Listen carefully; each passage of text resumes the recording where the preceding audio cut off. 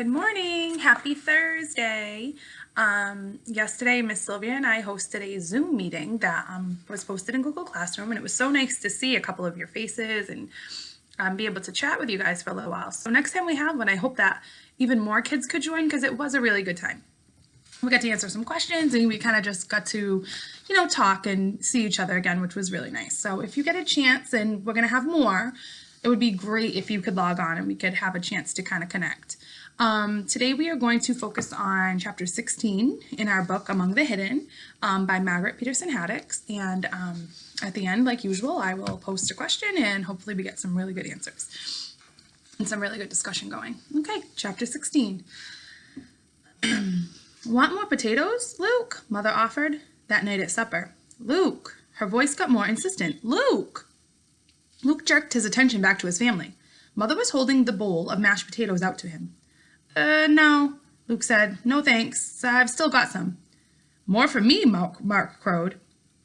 Luke turned them out again. He barely had eaten his first serving of potatoes. He''d been so busy thinking about his secret visit to the sports family's house.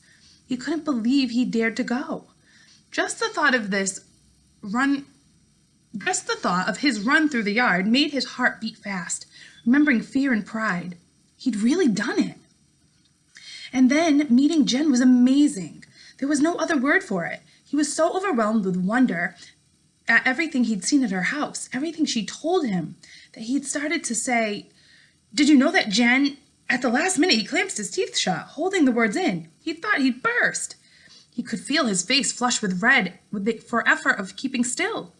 He had bent his head low over his plate so nobody would see.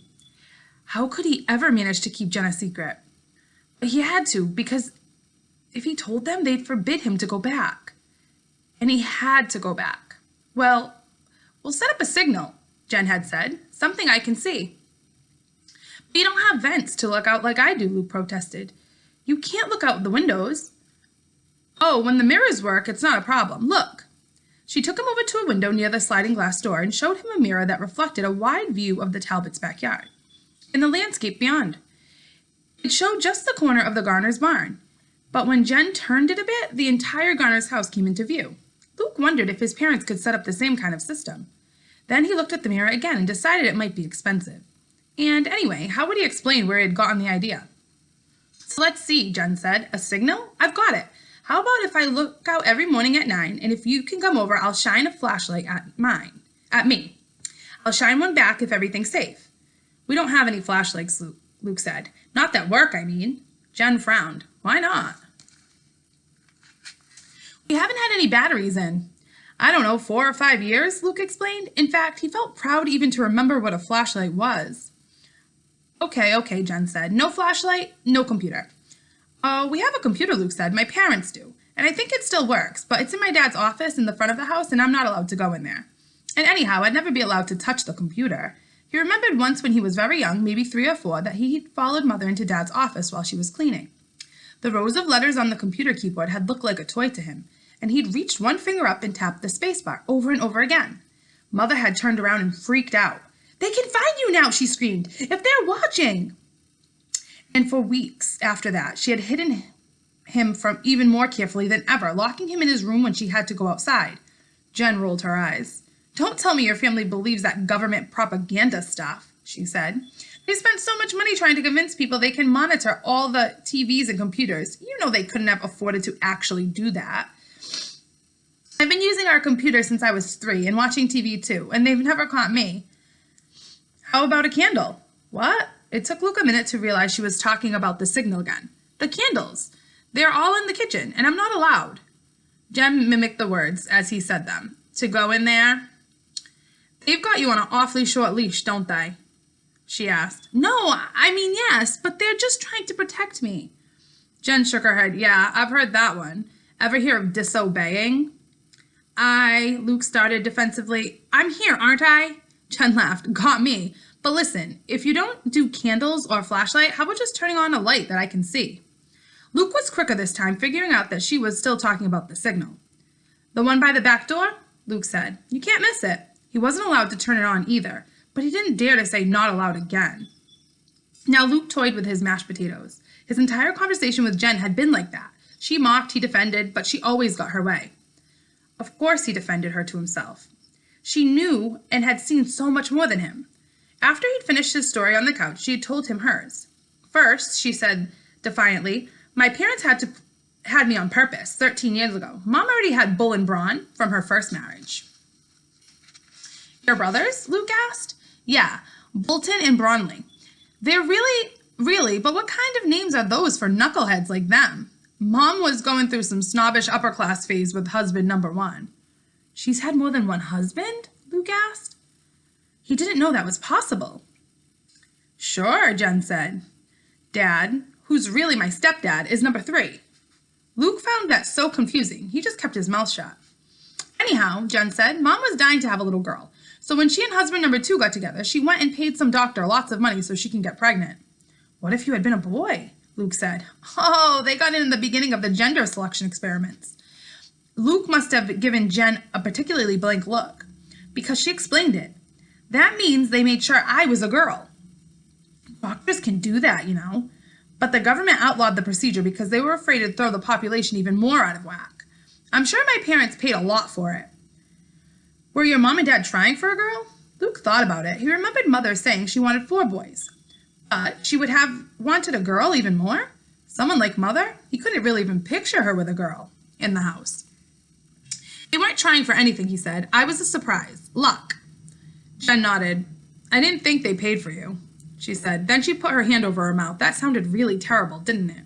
I didn't mean anything by it. It's just, you're the first person I've met who wasn't a baron. How do you know I'm not? Luke asked stiffly. Well, Jen waved her hand in a way that made Luke even more aware of the contrast between his ragged flannel shirt and patched jeans and Jen's perfect house. Look, don't be mad. It doesn't matter. Or maybe it does, but I think it's cool that you're not a baron. You can help me even more. Help? Luke asked. With the rally, Jen said. She bit her lip. Should I? There's no way you could be an infiltrator, is there? Can I trust you? Of course you can, Luke said. He felt insulted again. Jen leaned her head back and stared at the ceiling as if the answer were written there. Then she looked back at Luke. I'm sorry. I'm botching this. I'm really used to talking just on the net. Luke, listen. I trust you, but I'm not the only one involved, so let's wait, okay? Okay, Luke said, but he couldn't help sounding injured. Jen leaned over and gave his shoulders a quick shake.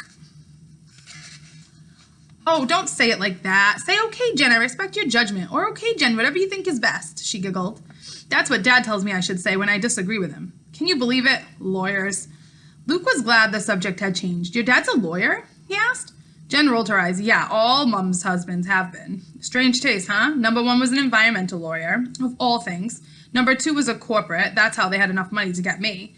And number 3, Dad, is with the government. High up, I might add. But if you're illegal...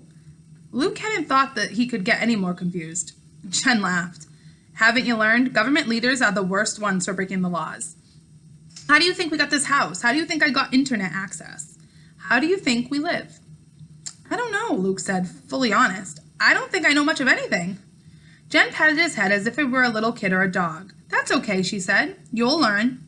It wasn't long after that Luke had to leave because he was afraid Dad or Matthew or Mark might come in for lunch a little early. He dreaded the trip back. Jen walked him to the door, chattering the whole way. I'll fix the screen and deal with the security system, so no one will ever know you were here, she said. And, oh no. Luke followed her gaze. She was staring at the 3 pinpoints of blood on the carpet. I'm sorry, Luke said. That must be from when I scraped my hand. I'll clean it up. There's still time. Secretly, he was glad of the delay. No, Jen said impatiently. I don't care about the carpet. It's just that Mom and Dad will know when they see I don't have any cuts.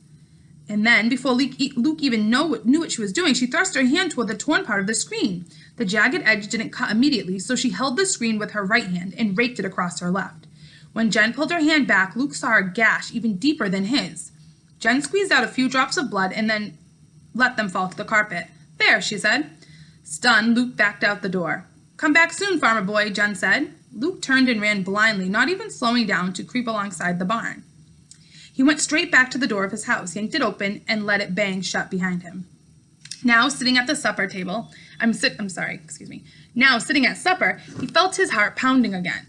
as he thought of how dangerous that had been. Why hadn't he looked first? Why hadn't he crawled? He poked his fork into his potatoes, now gone cold and congealed. He watched Mother gathering up dirty dishes while Dad, Matthew, and Mark leaned back in their chairs. Talking of grain yards, Jen had scared him, and that's why. Seeing her cut her hand was terrifying. How could she do something like that for him when they had just met? That is the end of chapter 16. So, as you see, the setting is taking place while he's eating dinner on the stairs. However, he keeps thinking back to his meeting with Jen and kind of going through their conversation and remembering.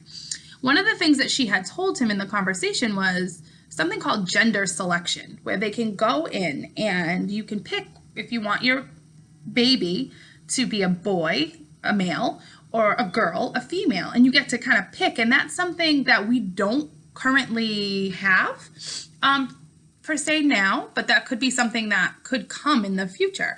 I want to know your thoughts on that. Do you think that that would be a good thing to be able to pick if you were going to have a baby girl or a baby boy? Or do you think that we should just let nature do its thing and you get what you get? I want to know what you think about that. How do you think gender selection could change the world? Do you think it'll change it for the good, for the bad? I just want to know your thoughts on it. So I'm excited to kind of see what you think about that. All right. I will see you tomorrow for our Friday. I hope everybody's being safe, still practicing physical and social distancing, and I miss you all so much. And be on the lookout for our next Zoom meeting. See you tomorrow.